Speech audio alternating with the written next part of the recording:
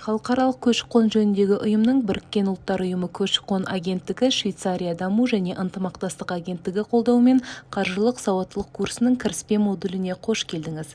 Қаржылық сауаттылық курсының мақсаты қаржы шешімдерін дұрыс қабылдауға және қаржылық әл-ауқатқа қажетті білім мен дағдылармен қамтамасыз ету болмақ. Берілген модульде біз өмірлік мақсаттар қоюдың маңыздылығын және олардың қаржылық тұрақтылық пен табысқа жетуге қалай көмектесетінін қарастырамыз. Айқын және қол жетімді мақсаттарға қою қаржылық болашағыңызды бақылауға алудың алғашқы қадамы.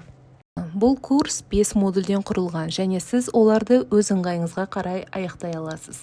Курстың мазмұны төмендегі тақырыптарды қамтиды. Кіріспе, қаржылық сауаттылық не үшін қажет? Өмірлік мақсаттарды белгілеу, көші-қонның қысқа және ұзақ мерзімді мақсаттары.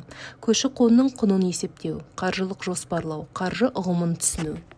Бұл модульде біз келесі мәселелерді қарастырамыз. Оқу мақсаттары, күтілетін нәтижелерді айқындау, оқыту мазмұны мен әдістерін таныстыру, қаржылық сауаттылықтың маңыздылығын талқылау. Слайд нөмірі 6. Қаржылық сауаттылық, анықтама және маңыздылығы. Қаржылық сауаттылықтың анықтамасы мен маңыздылығына шолу жасасақ.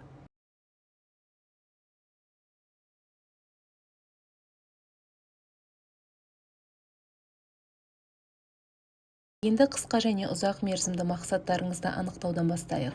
Бұл слайдта үміттер ағашы атты тапсырма бар. Екі ағаштың суреті берілген. Біреуі ақ-қара түсті, бөлшектері жоқ, ал екіншісі түрлі түсті, толық бейнеленген. Ақ-қара ағаш қазіргі жағдайымызды көрсетеді, яғни бізде нақты мақсаттар мен егжей-тегжейлі жоспарлар болмауы мүмкін. Түрлі түсті ағаш біздің үміттеріміз бен армандарымыздың символы, онда біз нақты мақсаттар қойғанбыз. Қысқа мерзімді мақсаттар алдағы бір жылдың ішінде қол жеткізгіңіз келетін жетістіктер, ал ұзақ мерзімді мақсаттар бірнеше жылға созылатын армандарыңыз. Өзіңізге келесі сұрақтарды қойып көріңіз. Жақын арада қандай жетістіктерге қол жеткізгім келеді? Ұзақ мерзімді болашақта не нәрсеге қол жеткізгім келеді? Мысалы, зейнетке ақша жинау, өзіңізді немесе балаларыңызды оқыту, ферма ашу, жаңа смартфон сатып алу, саяхаттау немесе үйлену сияқты мақсаттар болуы мүмкін. Осылайша, сіз өз мақсаттарыңызды айқынырақ түсініп, оларға жету үшін қандай қадамдар жасау керектігін анықтай аласыз.